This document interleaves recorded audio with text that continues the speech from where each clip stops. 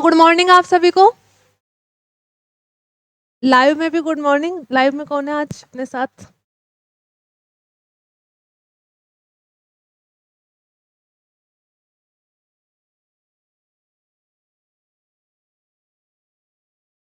पीयूष। पीयूष आप ऑनलाइन क्यों हो? आप क्लास में क्यों नहीं आए? गाँव गए हुए? अच्छा, चलिए ठीक है। देखिए कल हमने, अब बात खत्म हो गई, अब अपन स्टार्ट करते हैं। हमने थ्योरी ऑफ प्रोडक्शन में, जैसे हमने स्टार्टिंग में पढ़ लिया था कि प्रोडक्शन में दो लॉज काम करते हैं, शॉर्ट रन और लॉन्ग रन। वो हमारा वहाँ पे कंप्लीट हो गया, प्रैक्टिकल वाला था। कल हमने स्टार्ट किया था इसका थ्योरेटिकल पार्ट। थ्योरेटिकल पार्ट में हमने पढ़ी थी कैरेक्टरिस्टिक। कैरेक्टरिस्टिक में हमने किस किस की पढ़ ली? लैंड की और लेबर की पढ़ी। लैंड की कैरेक्टरिस्टिक में हमने क्या देखा था? लैंड अपने आप में कैसा है? इमोबाइल फैक्टर ऑफ प्रोडक्शन है। इसको एक प्लेस से दूसरे प्लेस पे ट्रांसफर नहीं कर सकते। एक्टिव की पैसिव, पैसिव फैक्टर है। और लैंड की फर्टिलिटी क्या करती है? डिफर करती है। एक प्लेस पे अलग हो सकती है, दूसरे प्लेस पे अलग हो सकती है। लैंड अपने आप में कैसी है? लिमिटेड है। इसलिए लैंड का सप्लाई कर कैसा बनेगा? लैंड का सप्लाई कर फिर कैसा बनेगा? आपको क्या हो गया आजकल? आप ऐसे क्यों रहते हो इतना परेशान? कुछ नहीं हुआ है, ऐसे ठीक से रहो क्लास में। इतना क्यों परेशान होना है? रिजल्ट आने के बाद तो अब ज्यादा हो गए। अब जो हो गया उसका कुछ नहीं हो सकता। कैसा होता है सुमेल? लैंड का सप्लाई कर चारों को, एक एक को यहाँ, एक को ऐसे बिठाऊंगी कोने में, अब चारों दोस्तों को। कैसा होता है?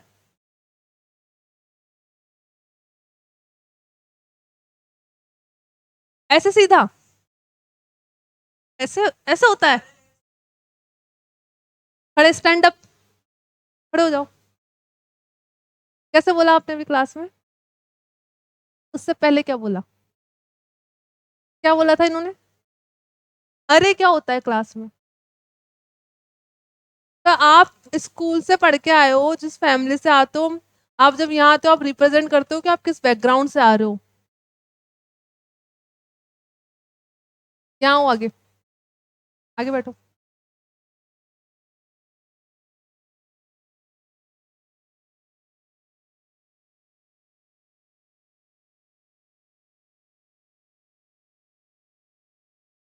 लैंड अपने आप लिमिटेड होती है, इसलिए उसका कर्व कैसा होता है? वर्टिकल होता है। इसकी इलास्टिसिटी क्या होती है ऐसे कर्व की? जीरो। उसको क्या बोलते हैं? Perfectly in elastic.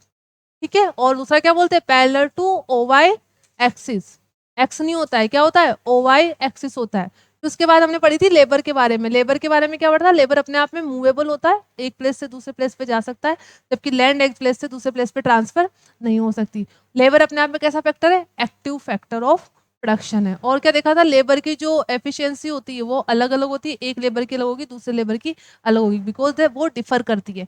और हमने पढ़ा था लेबर के बारे में कि लेबर की जो नेगोशिएटिंग पावर होती है वो क्या होती है? बार्गेनिंग पावर वीक होती है, because they belongs to poor and lower middle class society. ये हमने पढ़ लिया था। और लेबर का सप्लाई कर्व कैसा होता है? Backward bending. और लेबर के अंदर कौन सी लेबर इंक्लूड होती है? ओनली फिजिकल या मेंटल? बोथ। फिजिकल लेबर भी और मेंटल लेबर भी। लेबर के सप्लाई कर्व का बैकवर्ड बेंडिंग होने का रीजन क्या रहता है? Because after a certain period of working time labour needs leisure और आराम। ठीक है, इसलिए वो पीछे की तरफ मुड़ जाता है। अब हमारी बची है दो, कैपिटल और एंटरप्रेन्योर।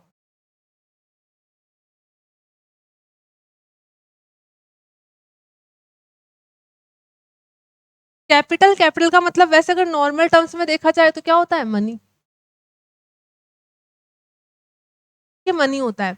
और जो भी factor of production land, labour और एंटरप्रेन्योरशिप नहीं, वो सब कहाँ इंक्लूड हो गए? कैपिटल में। बिकॉज रॉ मटेरियल भी पैसों से खरीदा जा सकता है, और इक्विपमेंट भी पैसों से खरीदे जा सकते हैं, और मशीनरी भी पैसों से खरीदी जा सकती है। सारे फैक्टर ऑफ प्रोडक्शन जो बच गए कहाँ इंक्लूड हो गए? कैपिटल के अंदर इंक्लूड हो गए। वी में define capital as that part of wealth of an individual और कम्युनिटी। बैलेंस शीट में ऊपर सबसे पहले क्या लिखते थे? कैपिटल। किसकी वेल्थ होती थी? वो कंपनी की वेल्थ होती थी।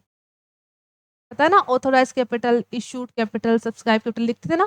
That capital is the wealth और community which is use for further production of wealth.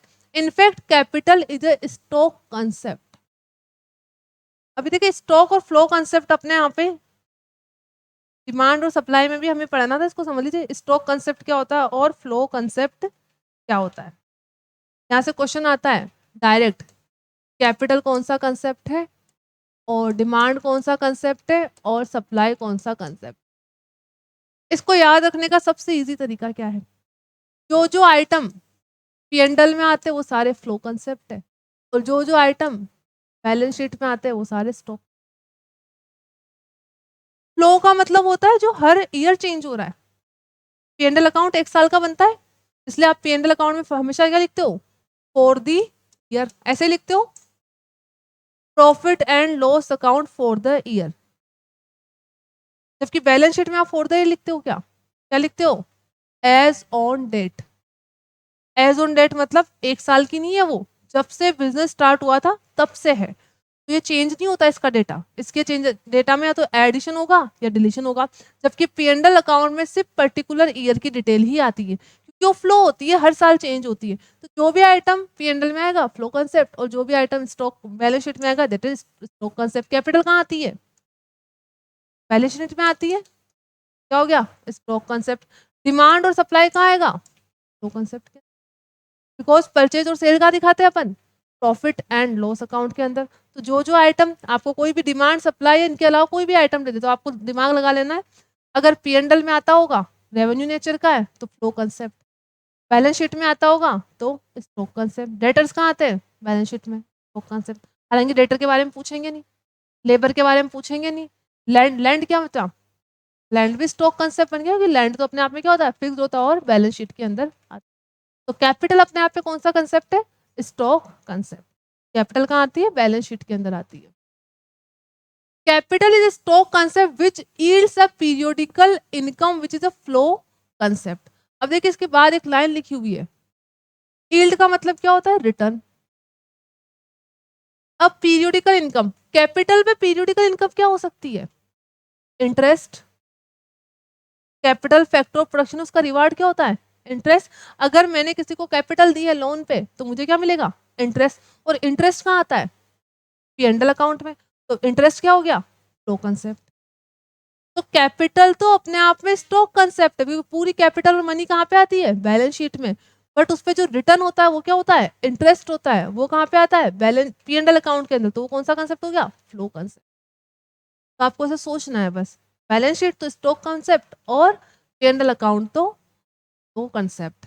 It is necessary to understand the difference between capital and wealth, whereas wealth refers to all those goods and human qualities which are useful in production and which can be passed on for value. Only a part of these goods and services can be characterized as a capital, because if these resources are lying idle they will constitute wealth but not capital। अब बोला गया एक word तो होता है wealth और दूसरा क्या दे रखा है, कैपिटल। दोनों में डिफरेंस है। वेल्थ का मतलब तो होता है मेरे पास टोटल एसेट्स कितनी है, और कैपिटल का मतलब है टोटल एसेट्स का वो पार्ट जिसको आप प्रोडक्शन में यूज कर रहे हो। एक बिजनेस के पास हो सकता है बहुत सारी लैंड रखी हुई है, बहुत सारी उसके पास मशीनरी रखी हुई है, तो वो तो हो गई उसकी वेल्थ। वेल्थ मतलब टोटल एसेट्स। उस लैंड में से कितने पार्ट पे उसने फैक्ट्री लगाई है, दैट इज कैपिटल। उस टोटल मशीनरी में से कितनी मशीनरी का प्रोडक्शन में यूज हो रहा है, दैट इज कैपिटल। मतलब वेल्थ तो हो गया एक वाइड कंसेप्ट। आपको वेन डायग्राम कंसेप्ट पता है, वेन डायग्राम क्या होता है,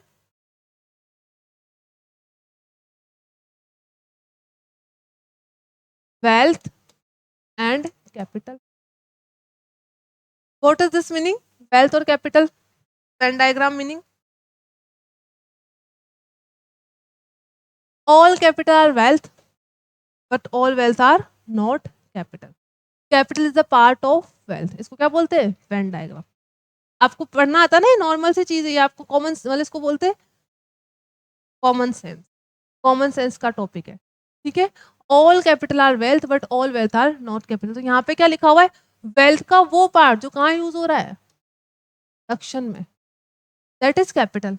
और वेल्थ का वो पार्ट जिसको हम यूज ही नहीं कर रहे, वो हमारे सिर्फ बैलेंस शीट में तो है, लेकिन as a asset as a stock हमारे पास रखा हुआ है, वो हमारी कैपिटल का पार्ट नहीं बनेगा। Capital has been rightly defined as a produce means of production और मेन इंस्ट्रूमेंट ऑफ प्रोडक्शन। अब यहाँ से डायरेक्ट क्वेश्चन आता है, आपको एक लाइन दे देंगे, what is produce means of production? तो capital is the produce means of production. Produce means of production का मतलब क्या होता है? लैंड को तो हम नहीं बना सकते, लेबर को हम नहीं बना सकते, बट कैपिटल को ह्यूमन बनाता है। मनी को कौन बनाते हैं? हम लोग ही तो बनाते हैं। हमारे यहाँ पे कौन बनाता है? आरबीआई बनाता है। तो ये क्या है? प्रोडक्शन का ऐसा मीन्स है जिसको हम क्या कर सकते हैं? प्रोड्यूस कर। तो produce means of production only एक फैक्टर ऑफ प्रोडक्शन है, दैट इज कैपिटल।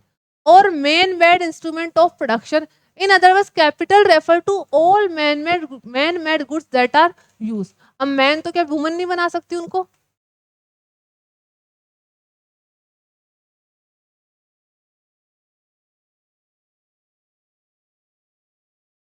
यहाँ पे एक बात लिखी हुई है, capital are refers to all man made goods.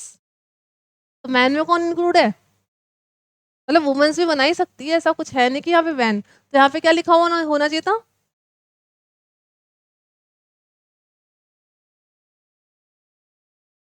What is the correct word? Woman. But this is India and you can under, अला मेरी बात समझ रहे हो ना? We always use gender neutral word. आपको पता होगा पहले चेयरमैन वर्ड यूज होता था, उसको जेंडर न्यूट्रल बना के क्या करा? चेयर पर्सन करा है। अब जनरली जो जो बड़ी बड़ी कंपनीज है, they don't use chairman word, क्योंकि वुमन भी होती तो चेयरमैन यूज होता था। ठीक है, तो उसको क्या किया गया? चेयर पर्सन, क्योंकि वुमेन्स भी तो होती है। वैसे ही यहाँ पे भी इसको करेक्ट करने की जरूरत है, दिस शुड बी ह्यूमन। तो इसका मतलब है capital refers to whole human made goods that are use for further production of wealth. This definition distinguish capital from both land and labour, because both land and labor are not produce factor, they are primary or original factor of production, but capital is not a primary or original factor, it is produce factor of production। तो ultimately इस पूरे para का मतलब ये निकल रहा है कि कैपिटल को तो हम बना सकते हैं, लैंड और लेबर को हम बना नहीं सकते, और जिसको भी ह्यूमन बना सकता है they are produce means of production, क्योंकि उस फैक्टर ऑफ प्रोडक्शन को हमने क्या किया है? प्रोड्यूस किया है। तो only capital is the produce means of production. It has been produce by man by working with nature, machine tools and instrument. Machines को भी बना सकते हैं, इंस्ट्रूमेंट को भी बना सकते हैं। और आप सभी को पहले ही पता है कि machinery, raw material, equipment capital के अंदर इंक्लूड होते हैं, उनको अलग से फैक्टर ऑफ प्रोडक्शन को के अंदर हमने क्लासिफाई नहीं किया। Factories, dams, canals, transport equipment, ये भी क्या है? फैक्ट्रीज क्या है अपने आप में? एक लैंड होता है, एक कैपिटल लेबर होता, सॉरी एक लैंड होता है, एक फैक्ट्री होता है, दोनों में डिफरेंस है। फैक्ट्री तो हम बना सकते हैं, तो कहाँ इंक्लूड हो गया? कैपिटल के अंदर। लैंड को हम बना नहीं सकते। डैम्स मतलब आपको पता ही है। और कैनाल्स मतलब क्या होता है? कैनाल्स का मतलब होता है नहर है, नहर होता है। नहर मतलब जिस एरिया में नदी नहीं होती है, पानी नहीं होता है, तो पास में जो नदी जा रही होती है उससे कैनाल बनाई जाती है, ताकि उस एरिया को भी पानी मिल जाए जिस एरिया के पास पानी नहीं है। Transport equipment etc. are some of the example of capital. All of them are produced by men to help in the production of further goods. Type of capital देखते हैं। इस पूरे पैराग्राफ में से आपको एक ही बात ध्यान रखनी है, कौन सा factor of production produce means of factor of production होता है? Capital only. का रीजन होता है this can be produce by human. Types of capital, fixed capital. Fixed capital is that which exists in a durable shape and renders a series of service over a period of time, for example tools and machinery। जो भी आपके balance sheet में fix जैसे आप लिखते ही हो, वहां पे क्या लिखते हो? मशीनरी लिखते हो, टूल्स लिखते हो, इक्विपमेंट लिखते हो, वो सब क्या है अपने आप में? Fixed capital. Circulating capital is another form of capital which perform its function in production in a single use and not available for further use। जैसे सीड्स, फ्यूल और रॉ मटेरियल। सीड्स को आपने एक बार खेती करने के लिए दे दिया तो वो खत्म हो गए, तो दोबारा यूज नहीं होगा। फ्यूल का एक बार कंजम्पशन हो गया तो हो गया, क्योंकि ये सारे कौन से गुड्स है? पेरिशेबल गुड्स है, इनका वन टाइम ही यूज होता है। और जिस गुड्स को आपको बार बार खरीदना पड़ता है, सर्कुलेट करना पड़ता है, that is circulating capital. Third, real capital refers to physical goods such as building, plant and machinery.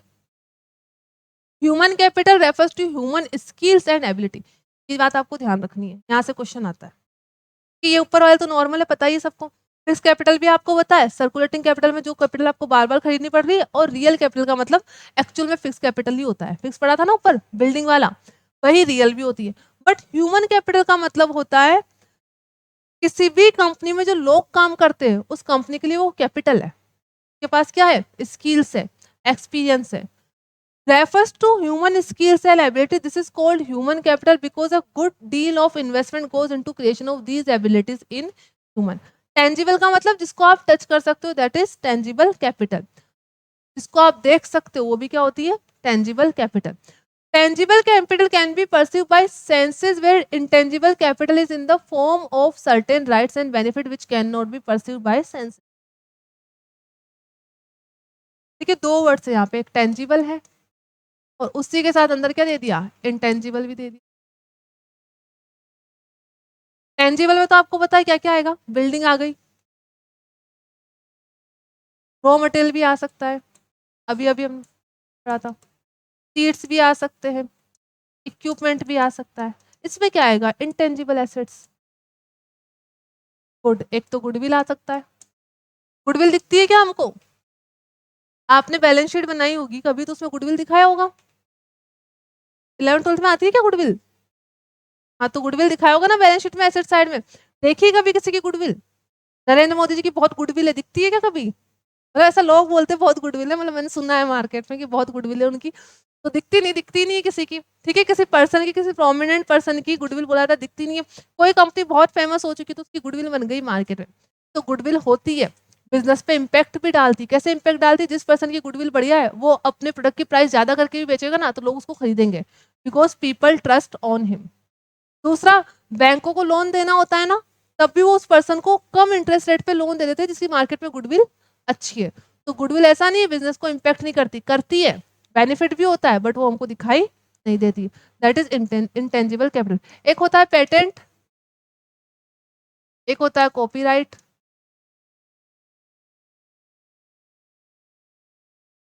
एक होता है ट्रेडमार्क। ये सब भी अपने आप में क्या है, इंटेंजिबल एसेट्स। ट्रेडमार्क तो दिखता है, देखा है ना आपने ट्रेडमार्क, फिर भी ये तो इंटेंजिबल है।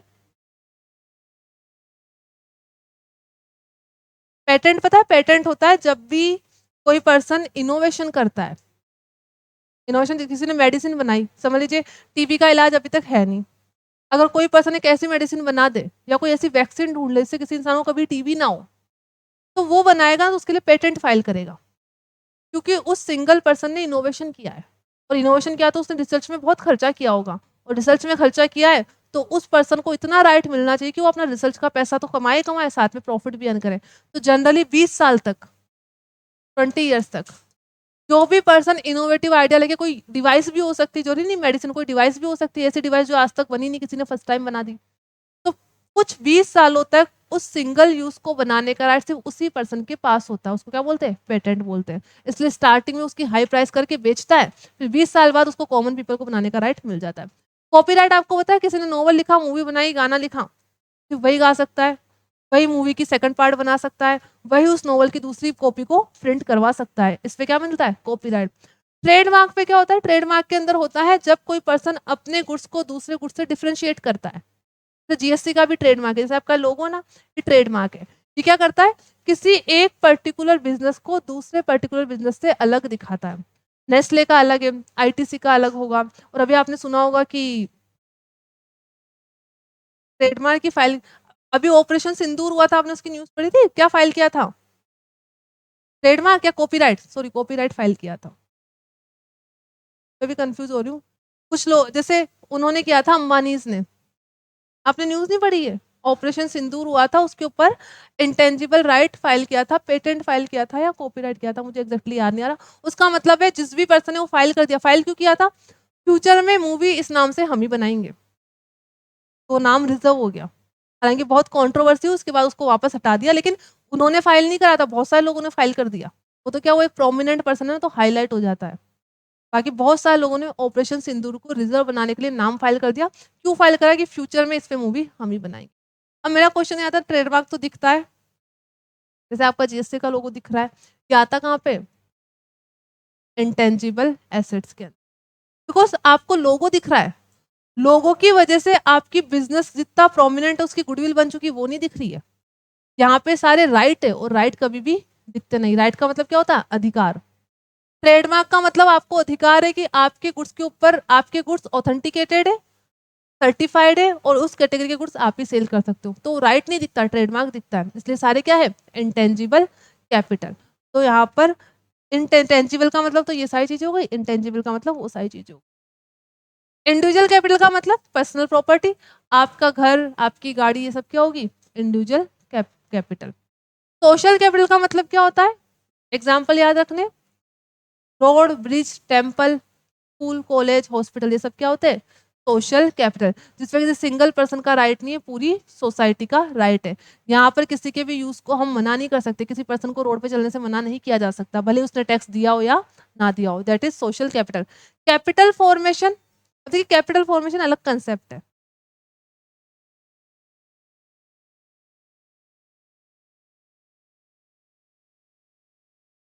कुछ चीज तो आपको इसके नाम से समझ में आ रही होगी। फॉर्म फॉर्म करना मतलब बनाना, इसका मतलब आपने कंसेप्ट सुना है, पैसे से पैसा बनाना, दैट इज कैपिटल फॉर्मेशन। मतलब कैपिटल से capital banana, capital formation. Capital formation means a sustained increase in the stock of real capital. ऊपर हमने रियल कैपिटल की डेफिनेशन देखी थी, क्या होती है, बिल्डिंग, फैक्ट्री, ये सारे इक्विपमेंट जो हमको दिखते हैं अपनी बैलेंस शीट के अंदर, that is real capital. In a country, in other words, capital formation involve production of more capital goods like machines, tools, factories, transport equipment, electricity etcetera which are use for further production of goods. अब देखिए capital formation का मतलब क्या है। एक person के पास समझिए 10 करोड़ रुपए रखे हैं, इससे वो कैपिटल फॉर्मेशन कैसे करेगा, उसमें से इतना होगा कि 10 करोड़ रुपए बैंक में जमा करा दे या इन्वेस्टमेंट कर दे तो उससे रिटर्न मिलेगा। एक तरीका तो ये। जिसको बिजनेस करना वो क्या करेगा, वो एक फैक्ट्री लगाएगा, उसमें मशीनरी लगाएगा, इसी में क्या लेके आएगा, लेबर लेके आएगा। और क्यों लगाया उसने ये, क्योंकि वो क्या चाहता है, फर्दर प्रोडक्शन करना चाहता है। और फर्दर प्रोडक्शन करके क्या बनाएगा, गुड्स बनाएगा और इन गुड्स को मार्केट में सेल करेगा। तो इसने इस कैपिटल को इसमें फॉर्म किया, इस कैपिटल को यहाँ पे फॉर्म किया और मार्केट में गुड्स को सेल करा, और सेल करने से तो वापस क्या मिल गई, कैपिटल। तो इसको कैपिटल फॉर्मेशन मतलब बिजनेस करना। आप अपनी कैपिटल को बिजनेस में इन्वेस्ट करो, रियल कैपिटल में इन्वेस्ट करो। इस रियल कैपिटल में इन्वेस्ट करने के बाद इसी से आपको क्या करना है, फर्दर प्रोडक्शन करना है और अपने प्रोडक्शन को कहाँ सेल करो, मार्केट में सेल करो, that is capital form. Capital formation means a sustained increase in the stock of real capital, हो गया था अपना। The need for capital formation और investment rely not merely for replacement and renovation but for creating additional productive capacity. In order to accumulate capital goods some current consumption has to be sacrificed and saving of current income are to be made। Current consumption कौन सा sacrifice होगा, जैसे अगर मेरे पास 10 करोड़ रुपए है business करने के लिए, तो पहले मैंने उनको बैंक में डिपॉजिट करवा रखा होगा, अब बैंक से निकाल के उनको कहाँ इन्वेस्ट करना है, बिजनेस में। तो करंट सेक्रीफाइस क्या हुआ, मेरा इंटरेस्ट इनकम। अब मुझे वो इंटरेस्ट इनकम नहीं होगी, क्योंकि क्या करा मैंने, वही सेम पैसा अपने बिजनेस में यूज कर लिया। दूसरा, एक पर्सन के पास बहुत बड़ी लैंड है, उसने अभी किसी को रेंट पे दे रखी होगी, तो उसको वहां से रेंट इनकम हो रही होगी, लेकिन उसी लैंड को वो अपने बिजनेस में यूज कर लेगा फर्दर प्रोडक्शन के लिए, तो क्या उसकी रेंट इनकम होगी, क्या अब नहीं होगी। उसने क्या करा, अपनी किसी दूसरी चीज में अपने फैक्टर ऑफ प्रोडक्शन को यूज करने के लिए अपने कुछ ऑप्शंस को क्या किया है, सेक्रीफाइस किया है। That sacrifice is known as a current consumption has to be sacrificed, उसकी बात हो रही है। अगर आप खुद के ही फैक्टर ऑफ प्रोडक्शन को खुद के बिजनेस में यूज करोगे, तो आपको उन पे जो पहले इनकम हो रही थी वो अब नहीं हो पाएगी, तो आपने वहां पे जो सेक्रीफाइस किया that is current consumption. And saving of current income are to be made, saving are also to be channelized into productive investment. The greater the extent the people are willing to abstain from present consumption, the greater the extent of saving and investment the society will devote to new formation. If a society consumes all what it produces and saves nothing, the future productive capacity of the economy will fall. देखिए यहाँ से आप इसको सुन, ऐसा नहीं कि मैं बोल रही हूँ आप सोच रहे हो चल रहा है और कुछ और सोच रहे हो। यहाँ से आपके एग्जाम में क्वेश्चन आएगा किसी भी लाइन से, फिर आपको समझ नहीं आएगा आ कहाँ से गया। जो क्लास में बताया जा रहा है ध्यान से सुनना है। मैं क्या बोला गया है, यहाँ पे बोला गया है जितना भी प्रोडक्शन करते और जितनी भी इनकम होती है सबको खर्च कर देते, सेव नहीं कर पाते। सेव नहीं करोगे तो फ्यूचर में जब इन्वेस्टमेंट करना पड़ेगा तो वापस इन्वेस्टमेंट कैसे होगा? इसलिए पहले 2003 या 4 की बात है, जब पूरे वर्ल्ड में क्राइसिस चल रहे थे, इंडिया सर्वाइव कर गया था। क्यों? क्योंकि इंडिया के अंदर एक टेंडेंसी है सेविंग करने की। इंडियंस लोग क्या करते हैं? सेविंग करते हैं, और सेविंग करके हम क्या कर गए थे? सर्वाइव कर गए थे। इसलिए किसी भी इकोनॉमी में ज़्यादा सेविंग भी अच्छी नहीं होती है। ज़्यादा सेविंग करोगे तो इन्वेस्टमेंट नहीं करोगे, और इन्वेस्टमेंट नहीं होगा तो कैपिटल फॉर्मेशन नहीं होगा।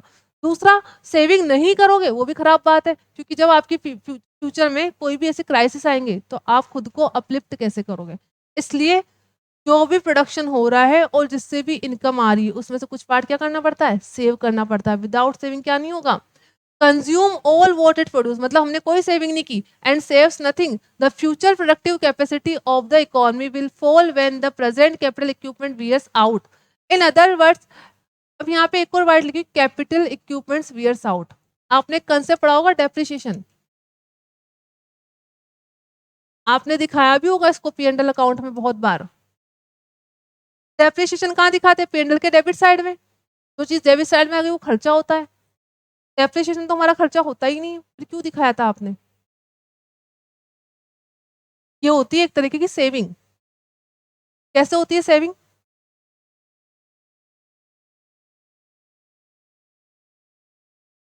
देखिए, इसको दिखाने का पर्पस क्या है? एक कंसेप्ट होता है टैक्स के अंदर भी, इनकम टैक्स। इनकम टैक्स किस पे लगता है? प्रॉफिट पे। और प्रॉफिट कहाँ से निकलता है? पी&एल अकाउंट से। यहाँ पे क्या दिखाते हैं हम? एक्सपेंसेस, और इधर कम। डेप्रिसिएशन किधर दिखाते हो? अगर यहाँ पे मैंने कोई इनकम लिखी है और इधर मैंने खर्चा लिखा है तो मेरे यहाँ पे प्रॉफिट कम हो जाएगा ना, ये वैल्यू कम हो जाएगी। इसको बोलते हैं सेविंग करना। डेप्रिसिएशन दिखाने का पर्पस क्या है? एक्चुअली में तो कुछ खर्चा हुआ ही नहीं था, बट आपको पता है आज से 5 साल बाद या 10 साल बाद जो भी मेथड यूज करते हैं, एसएलएम मेथड में क्या होता है? 5 साल 10 साल लाइफ मान के स्ट्रेट लाइन मेथड पे आप उस एसेट्स को राइट ऑफ करते हो। तो आज से 5 साल 10 साल बाद जब वो आपकी एसेट्स राइट ऑफ हो जाएगी तो उसके लिए आपको पैसा बचा के रखना है। वो पैसा कैसे बचाया जाता है? आपने यहाँ पे डेप्रिसिएशन का अमाउंट लेस कर दिया, और डेप्रिसिएशन का जितना अमाउंट लेस करा उतना ही आपको क्या कम टैक्स पे करना पड़ा? टैक्स। और आपने यहाँ पे सेविंग कर ली। का पर्पज ये है कि 5 साल बाद जब आपकी कंपनी आपकी जो मशीनरी है पूरा आप कंज्यूम कर चुके होंगे तो 5 साल बाद आपको नई मशीनरी खरीदनी है, उसके लिए प्रोविजन होता है ये एक तरीके का depreciation charges. Economy will fall, तो यहाँ पे ये बताया जा रहा है अगर हम सेव नहीं करेंगे तो एक टाइम बाद हमारे जितने भी इक्विपमेंट है जिसकी लाइफ थी वो खत्म हो चुकी होगी, तो वापस नए इक्विपमेंट कहाँ से खरीदेंगे? कहाँ से खरीदते हैं? सेविंग में से खरीदते हैं। In other words, if the whole of the current present capacity is used to produce consumer goods and no new capital goods are made, production of consumer goods in the future will greatly decline. That means आज जितना भी हमने income earn करी उसमें हम दो type के goods बना सकते हैं। एक तो ऐसे गुड्स बना सकते हैं जिससे फर्दर प्रोडक्शन कर सकते हैं, एक ऐसे गुड्स बना सकते हैं जिनका सिर्फ कंजम्पशन कर सकते हैं। जैसे कंज्यूमेबल गुड्स में क्या क्या आ गया? समझिए टेबल बना दी, चेयर बना दी, लैपटॉप बना दिए, फोन बना दिए, आइसक्रीम बना दी, जो भी चीज़ हम कंज्यूम करते हैं वो बना दी। लेकिन हमने उस सेविंग से मशीनरी नहीं बनाई। मशीनरी नहीं बनाई तो आज तो हमने सब कुछ यूज कर लिया कंज्यूमेबल गुड्स के लिए। अब अभी जो मशीनरी हमारे पास अवेलेबल है उसकी 5 या 10 साल बाद वैल्यू खत्म हो जाएगी, फिर 5 या 10 साल बाद हम कैसे करेंगे प्रोडक्शन? तो इसलिए बोला गया है जो भी सेविंग होती है उसका यूज कौन से गुड्स बनाने के लिए करना है? कैपिटल गुड्स बनाने के लिए, ना कि कंज्यूमेबल गुड्स बनाने के लिए। अगर सारा पैसा हमने कंज्यूमेबल गुड्स बनाने में खर्च कर दिया तो फ्यूचर में इन कंज्यूमेबल गुड्स को बनाने के लिए हमारे पास कुछ गुड्स अवेलेबल नहीं होंगे। तो इसलिए जिस भी कंट्री को डेवलप होना होता है उसको सबसे ज्यादा खर्चा किस पे करना चाहिए? कैपिटल गुड्स के ऊपर। कैपिटल गुड्स से क्या होता है? फर्दर प्रोडक्शन होता है, और कैपिटल गुड्स जितने ज्यादा होंगे उस कंट्री में एम्प्लॉयमेंट भी उतना ही ज्यादा जनरेट होगा। It is prudent to cut down some of the present consumption, direct part of it to the making of the capital goods such as tools. किस पे खर्चा करना है? टूल्स बनाने के लिए, मशीनरी के ऊपर, ट्रांसपोर्ट फैसिलिटीज के ऊपर, plant and equipment etcetera.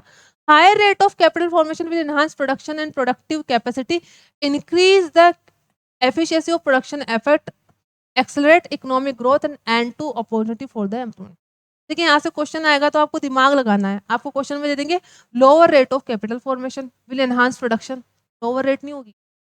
Capital formation का मतलब होगा आपकी हायर रेट होनी चाहिए कैपिटल फॉर्मेशन की। दैट मीन्स आपकी जो भी सेविंग है उसका ज़्यादा से ज़्यादा पार्ट यूज़ होना चाहिए फर्दर कैपिटल फॉर्मेशन के लिए। और फर्दर कैपिटल फॉर्मेशन के लिए कब यूज़ होगा? जब आप अपना खर्चा किसके ऊपर करोगे? कंज्यूमेबल गुड्स के ऊपर या कैपिटल गुड्स के ऊपर? कैपिटल गुड्स के ऊपर। स्टेज दे रखी, इसको फटाफट देख लेते हैं क्योंकि इसमें इतना कोई खास नहीं है। पहला क्या बोल रखा? सबसे पहले हम सेव करते हैं पैसा, सेविंग बचा ली हमने। उसके बाद क्या करते हैं?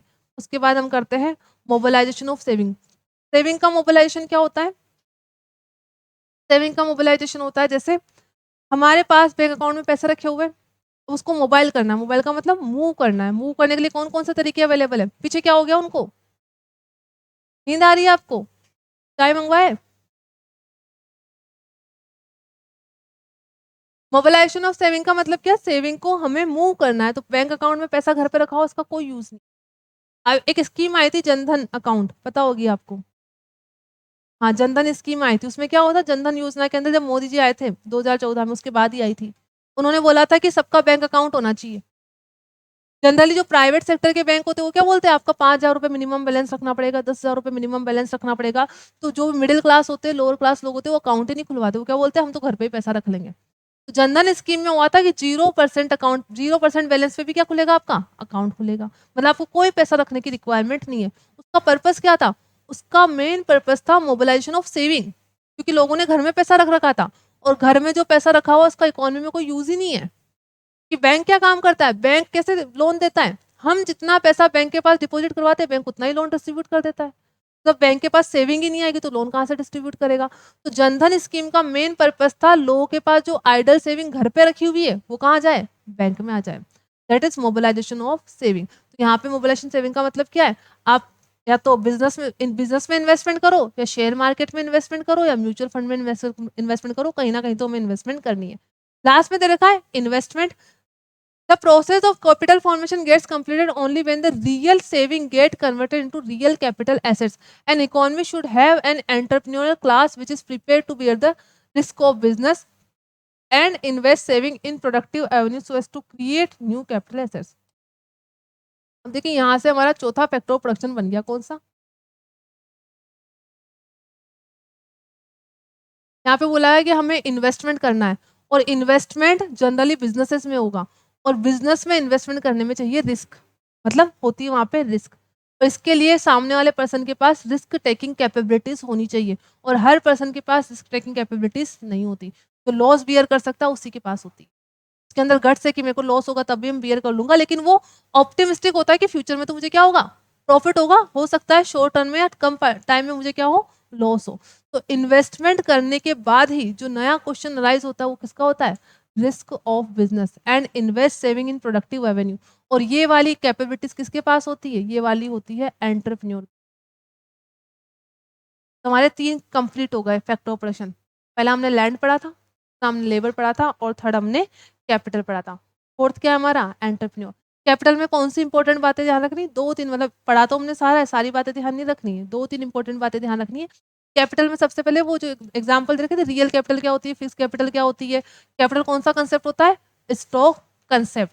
बट कैपिटल के ऊपर जो रिटर्न होता है वो कौन सा होता है? Flow concept. क्योंकि कैपिटल के ऊपर जो इंटरेस्ट होता है, यील्ड होता है, वो क्या होता है? हमारा इंटरेस्ट होता है। उसके बाद ये ध्यान रखना है कि कैपिटल अपने आप में produce means of factor of production है, बिकॉज को ह्यूमन बना सकता है जबकि लैंड, लेबर और एंटरप्रेन्योर को ह्यूमन नहीं बना सकता। इसके बाद इंटेंजिबल कैपिटल को अलग से याद रखना ना, बिकॉज टेंजिबल, फिक्स और रियल तो आपको पता है, बट इंटेंजिबल हो सकता है आप फर्स्ट टाइम पढ़ रहे हो तो वहाँ पे सारे आ जाते हैं इंटेलेक्चुअल प्रॉपर्टी राइट, जिसके अंदर पेटेंट, गुडविल, कॉपीराइट और ट्रेडमार्क सारे इंक्लूड हो जाते हैं। फिर हमको प्रोसेस दे रखी, प्रोसेस ध्यान रखनी है किसकी? कैपिटल फॉर्मेशन की। सबसे पहले क्या होती है? Saving. Second step mobilisation of saving. Third step क्या होती है? इन्वेस्टमेंट होती है। और कोई भी कंट्री के ग्रो करने का, डेवलप होने का एक तरीका है, तो वो क्या है? उसकी जो कैपिटल फॉर्मेशन रेट है वो हायर होनी चाहिए। मतलब पैसे से पैसा बनाना या कैपिटल से कैपिटल बनाना। दूसरा एक चीज और देखी थी, किसी भी कंट्री को डेवलप होने के कौन से गुड्स ज्यादा बनाने चाहिए? कंज्यूमेबल गुड्स या प्रोडक्शन वाले या कैपिटल गुड्स? कैपिटल गुड्स ज्यादा बनाने। नेक्स्ट है एंटरप्रेन्योर। ठीक है, इसको अपन अब कल स्टार्ट करेंगे।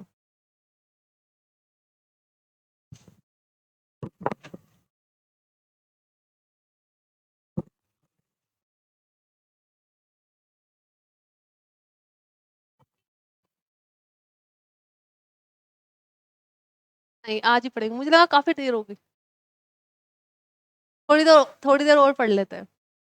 अच्छा आपको होमवर्क दे देती हूँ मैं एक, ठीक है। आपको होमवर्क में क्या करना है, ये वाले जो गोल्स है ना, एंटरप्राइजेस, ऑब्जेक्टिव एंड कांस्टेंट, इसमें आपको 5 गोल्स दे रखे हैं, organic, economic, social and human और नेशनल। ये आपको पढ़ के आने हैं। अच्छा, आप पढ़ोगे कैसे, आज तो आप एमसीक्यू करोगे ना, पक्का करोगे ना, और कल नहीं करके लाए तो आप बता दो कि अगर हम नहीं करके लाए तो आप हमको ये सजा दे देना।